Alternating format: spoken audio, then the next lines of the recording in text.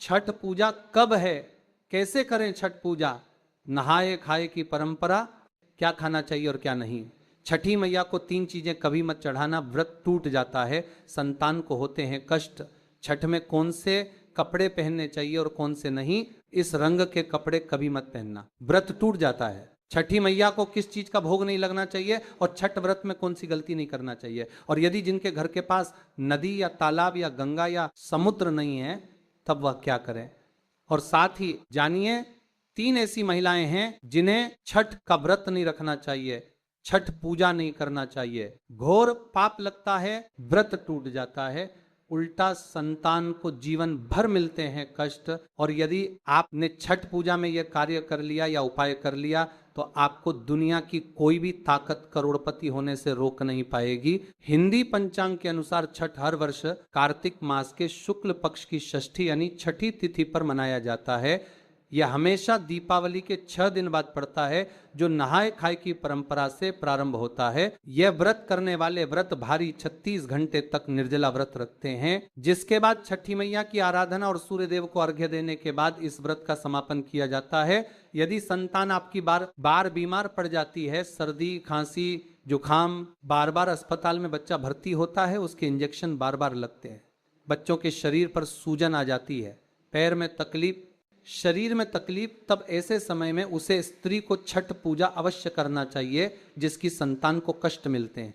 छठी मैया की कृपा से छठ माता स्वयं उसे संतान की रक्षा करती है। छठी मैया बहुत प्यारी है, संतान की रक्षा करती है, परिवार की रक्षा करती है, परिवार में कभी विपदा नहीं आई। छठी माता का हृदय इतना कोमल है जिसकी आप कल्पना भी नहीं कर सकते। खासकर संतान दीर्घायु होती है, परिवार खुशहाल होता है, जीवन भर इतना सुख घर में बरसता है जिसकी आप कल्पना भी नहीं कर पाएंगे। छठी मैया ब्रह्मांड की माँ है, संसार की माँ है, संतान की माँ है, जो सच्चे दिल से एक बार छठी मैया को प्रसन्न कर लेता है। समझो उसने 7 बार पृथ्वी की परिक्रमा कर ली, गंगा स्नान कर लिया, धार्मिक यात्रा कर ली, देवताओं की परिक्रमा करना माना जाता है। छठ पूजा शुभ मुहूर्त कार्तिक माह के शुक्ल पक्ष की षष्ठी तिथि 27 अक्टूबर को सुबह 6:04 से शुरू होगी और 28 अक्टूबर 2025 को सुबह 7:59 पर समाप्त होगी। सबसे पहले हम ये जानते हैं कि ऐसी कौन सी महिलाएं हैं जिन्हें छठ पूजा नहीं करनी चाहिए। लगता है घोर पाप और व्रत टूट जाता है, छठी मैया क्रोधित हो जाती है। हम ये भी बताएंगे माता को क्या चढ़ाना चाहिए और क्या नहीं, खाने में क्या खाना चाहिए और क्या नहीं। हम आज के इस प्रवचन में बारी बारी जानकारी बताएंगे, तो आज की प्रवचन बहुत ही सुंदर होने वाली है। और हर रोज ऐसे ही प्रवचन सुनने के लिए चैनल को सब्सक्राइब करना मत भूलें। छठी मैया स्वयं आपकी संतान की रक्षा करेंगे। आपके घर में छठी मैया खुद चलकर आएंगी, माँ का होगा घर में वास। छठ पूजा का व्रत ऐसी महिलाएं गलती से भी ना रखें, अन्यथा आपकी संतान की मृत्यु हो सकती है, पति पर भारी संकट आ सकते हैं, उल्टा आप पाप के भागीदार बन सकते हैं। ऐसी महिलाएं छठ पूजा से रहे दूर। कार्तिक मास की छठी को छठ मनाई जाती है, छठे दिन पूजी जाने वाली षष्ठी को बिहार में आसान भाषा में छठी मैया कहकर पुकारते हैं। यह त्योहार अपितु महाराष्ट्र, झारखंड, उत्तर प्रदेश तथा पश्चिम बंगाल, यहां तक कि विदेशों में रहने वाली महिलाएं भी भली भांति इस पर्व को मानती हैं।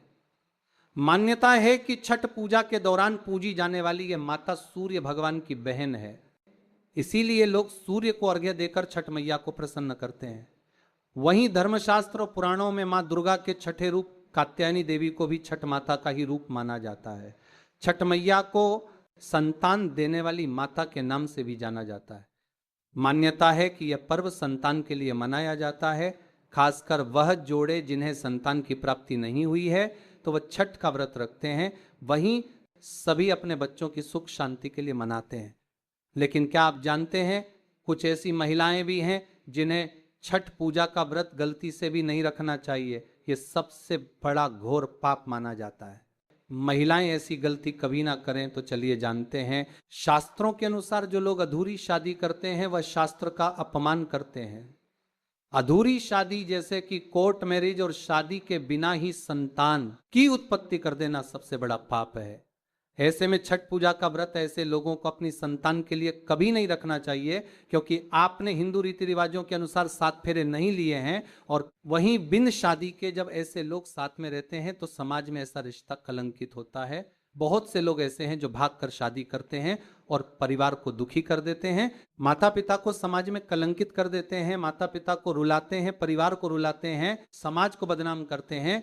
ऐसे लोग पूरे जनजीवन समस्त संसार के लिए श्रापित हैं। देखिए, परिवार को रुलाकर हमेशा रिश्ते अनर्थ होते हैं, रिश्ते जुड़ते नहीं हैं। इसीलिए जो लोग भागकर शादी करते हैं और कोर्ट मैरिज कर लेते हैं, 7 फेरे नहीं लेते हैं, हिंदू रीति रिवाज के साथ शादी नहीं करते, विवाह नहीं करते, तो उनके लिए ये व्रत उचित नहीं है। 7 फेरे का मतलब होता है आपने अग्निदेव का आशीर्वाद लिया, 33 कोटि देवी देवता का आशीर्वाद लिया, माँ बाप का आशीर्वाद लिया, परिवार का आशीर्वाद लिया, समाज को सम्मान दिया। मतलब अब आप पूज्य योग्य हैं, आप भगवान की सेवा कर सकते हैं, आप कोई भी व्रत आदि परंपरा के साथ कर सकते हैं। यदि जिस स्त्री को हल्दी ना लगी हो, जिस पुरुष को हल्दी ना लगी हो, ऐसा विवाह भी अशुभ होता है। शादी में हल्दी अवश्य लगना चाहिए, तभी ही आप व्रत आदि रख सकते हैं, पूजा पाठ कर सकते हैं, किसी भी मांगलिक कार्य में आप शामिल हो सकते हैं। इसीलिए ऐसी स्त्री किसी भी धार्मिक कार्य में तभी सफल शामिल हो सकती है जब वो अग्नि के 7 फेरे ले ले। ऐसी शादी को ही शास्त्रों में सर्वश्रेष्ठ माना जाता है। ऐसे में अगर आपकी अधूरी शादी है तो आप छठ पूजा कभी ना करें। आपके ऐसा करने से छठी मैया का अपमान माना जाएगा और आपको पाप लग सकता है। शास्त्रों के अनुसार इस व्रत को सच्चे मन से रखना चाहिए। अगर कोई महिला शौक में यानी बेमन से इस व्रत को रखती है तो उनके पति या संतान की मृत्यु या उन पर कष्ट आ सकते हैं। सच्ची श्रद्धा के साथ छठ पूजा का व्रत रखना चाहिए। इस व्रत के सफल होने से संतान सुख की प्राप्ति होती है, संतान को कष्ट कभी नहीं आते। छठी मैया करती है रक्षा, घर परिवार होता है खुशहाल। जो लोग छठ पूजा करते हैं तो छठी मैया उनके इर्द गिर्द, उनके घर के आसपास सदैव घूमती रहती है, उनकी रक्षा करती है, उनकी संतानों की रक्षा करती। जो बांझ महिलाएं हैं उन्हें संतान सुख की प्राप्ति देती है। लेकिन सच्चे हृदय से ही माता को पुकारे। छठ पूजा करने से सैकड़ों युगों के फल की प्राप्ति होती है, परिवार में सुख समृद्धि धन की प्राप्ति होती है। छठी मैया की पूजा से सभी मनोकामनाएं होती हैं पूरी। वहीं कुंवारी कन्याएं और पुरुष भी छठ पूजा कर सकते हैं। छठ पूजा का फल कई लाख गुना प्राप्त होता है। इससे व्यक्ति के सभी पाप खत्म हो जाते हैं और सुख समृद्धि की प्राप्ति होती है। छठ पूजा का व्रत पूरा करने से स्वयं छठी मैया आपके पूरे घर की रक्षा करती है। अब ये भी जान लेते हैं कि छठ मैया को ऐसी कौन सी 3 चीजें हैं जो नहीं चढ़ानी चाहिए, भयंकर पाप लगता है। नंबर 1, सूर्य भगवान को अर्घ्य देने के लिए तांबे का लोटा ही प्रयोग करें, लेकिन भूलकर भी चांदी, स्टील, शीशा और प्लास्टिक के बर्तन से अर्घ्य नहीं देना चाहिए, इससे व्रत टूट सकता है। नंबर 2, व्रत के दौरान घर में कभी भी मांसाहार ना बनाएं और ना ही परिवार में किसी को खाने दें। जो लोग इस दिन लहसुन प्याज का खाना बनाते हैं और खाते हैं तो उन्हें छठी मैया उल्टा बर्बाद कर देती है, श्राप दे देती है। इस दिन छठी मैया को भोग लगता है, तो घर में यदि आपके परिवार में किसी ने व्रत रखा है तो आप भी लहसुन प्याज का इस्तेमाल ना करें। आप किसी और दिन को खा सकते हैं, लेकिन मांस मदिरा, लहसुन प्याज आदि ना खाएं। मान लीजिए छठ व्रत आपकी बहन ने रखा है और आप दूर भी रहते हैं, तब भी आप लहसुन प्याज ना खाएं, नहीं तो उनका व्रत टूट सकता है। साथ ही साथ व्रत के दौरान घर में मदिरा आदि और धूम्रपान भी नहीं करना चाहिए। नंबर 3, छठी मैया का प्रसाद बहुत ही शुद्धता के साथ बनाया जाता है। उनका प्रसाद हमेशा ऐसे चूल्हे पर बनाएं जिसे ताजी लेपा गया हो। यदि गैस पर बना रहे हो तो गैस स्टोव को अच्छी तरह से धो लें। पहले से बने चूल्हे पर कभी प्रसाद ना बनाएं, इसके लिए नया चूल्हा ही बनाएं। नंबर 4, सूर्य को अर्घ्य देने से पहले कभी भी भोजन ग्रहण ना करें, घोर पाप लगेगा। व्रतधारी लोगों को पहले और दूसरे दिन सूर्य को जल देने के बाद ही भोजन करना चाहिए।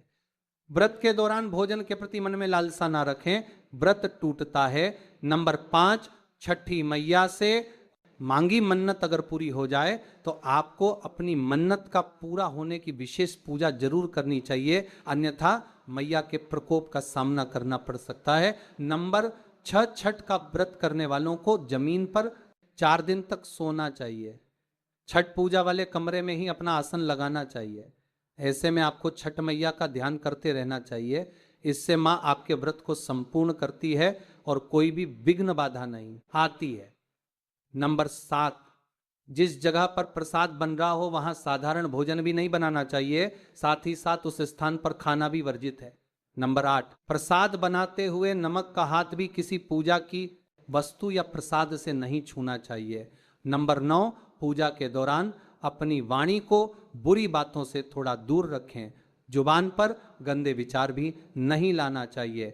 छठी मैया का आशीर्वाद पाने के लिए मन में गंदे विचार नहीं लाने चाहिए। नंबर 10, घर में पूजा के दौरान जूठे बर्तन और गंदे कपड़ों का ढेर बिल्कुल नहीं होना चाहिए। इससे छठी मैया क्रोधित हो जाती है और व्रत टूट जाता है। छठी मैया को साफ सफाई बहुत पसंद है। व्रत के दौरान अपने घर को साफ सुथरा रखें और गंगा जल से छिड़काव अवश्य कर लें। इससे पूरा घर पवित्र हो जाता है और छठी मैया का आशीर्वाद प्राप्त हो जाता है।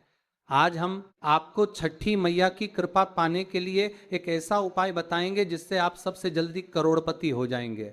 मैं छठी मैया की सौगंध खाता हूं, अगर आपने ये उपाय कर लिया तो आपको दुनिया की कोई भी महाशक्ति, कोई भी व्यक्ति करोड़पति होने से, धनी होने से, धन, ऐश्वर्य, प्रगति, सौभाग्यशाली, उत्तम जीवन साथी, धन संपदा, सकारात्मक ऊर्जा प्राप्त करने से कोई नहीं रोक पाएगा। ये उपाय आप कॉपी पेन पर लिख कर रख ले, आपके बहुत काम आएगा। हम उपाय बताने वाले हैं, उपाय को ध्यान से सुना, आपकी कायाकल्प हो जाएगी। ये उपाय छठ पूजा वाले दिन ही करना है। आइए जानते हैं उपाय। देखिए, एक नमक का पैकेट ले ले, पिसा हुआ थैली वाला ले सकते हैं, और एक पानी की बोतल और 51 रुपए की दक्षिणा तथा एक 100 ग्राम की सरसों के तेल की बोतल और 50 ग्राम सूखी लाल मिर्च, 500 ग्राम चावल और 500 ग्राम उड़द की काली दाल और 5 रुपए के बताशे। ये सभी सामग्री एकत्रित कर ले, किसी कपड़े में बांध ले या थैली में ले ले। सभी सामग्री को मिक्स मत करना, अलग अलग पैकेट में एक ही थैली में डाल ले। अब अपने शिशु के ऊपर से, संतान के ऊपर से 7 बार उतारा करें। अब ये सामग्री किसी गरीब व्यक्ति को दान में दे देना। यदि आप व्यापारी हैं तो आपका व्यापार 100 गुना बढ़कर चलेगा। यदि आप स्टूडेंट हैं तो आपका मन पढ़ाई में खूब लगेगा, सरकारी जॉब लगेगी, संतान की प्राप्ति होगी, विवाह में हो रही देरी तो वह भी पूरी हो जाती है। यदि बीमार व्यक्ति आपके घर में कोई हो और खाट पर पड़ा है तो उसे बीमार व्यक्ति के ऊपर से इसे 7 बार उतार देना या दान कर देना, वह तुरंत ठीक हो जाएगा। यदि व्यापार मंदा चल रहा है तो गले के ऊपर से 7 बार उतार कर इसे दान कर देना, बहुत फर्क पड़ेगा। यह उपाय हम भी जरूर करते हैं और हम अवश्य करेंगे। हमें छठी मैया की कृपा साक्षात प्राप्त हुई है। यह उपाय सैकड़ों साल से हमारे बुजुर्ग करते चले आ रहे हैं और ये उपाय मैं अवश्य करता हूं। आप ये कार्य पूर्णिमा अमावस्या पर भी कर सकते हैं। एक और महा उपाय, आप नदी या तालाब या समुद्र के तट पर अवश्य जाएंगे छठ पूजा के लिए, तो यह उपाय आपके सोए हुए भाग्य को चमका देगा। आइए जानते हैं।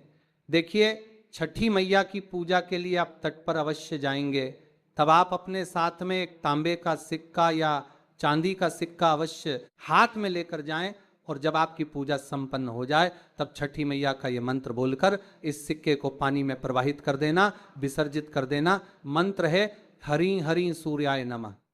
इस मंत्र को 3 बार बोलना है और सिक्के को जल में विसर्जित कर देना।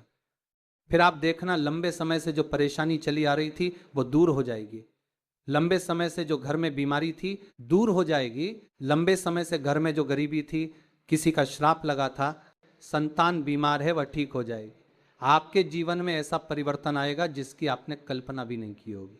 ये बहुत ही गुप्त उपाय है, किसी को बताकर ना करें, चुपचाप करें। छठी मैया बहुत प्रसन्न होती है। यदि आप ये उपाय किसी को बताना चाहते हैं तो आप कॉपी पेन पर उसे लिख कर दे दें, आप उसे ना बोलें। बड़ा विशेष चमत्कारी उपाय है ये। सिक्के का ये उपाय बहुत ही गुप्त उपाय है, आपको रंक से राजा बना देगा। बस इस उपाय का ढीन ढोरा ना पीटे, गुप्त तरीके से कर देना।